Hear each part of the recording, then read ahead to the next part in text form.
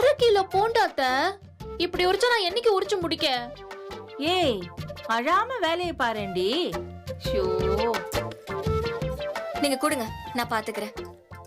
ஏய் ஏய் ஏய் ஏய் நீ சுமாரு. இவ்வளவு கொடுத்த வேலையை இவதானடி செய்யணும்.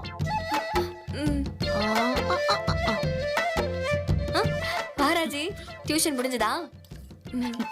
இப்பவாவது டியூஷன் எடுக்க போனியா இல்ல ஓட போனியா? அத்தை,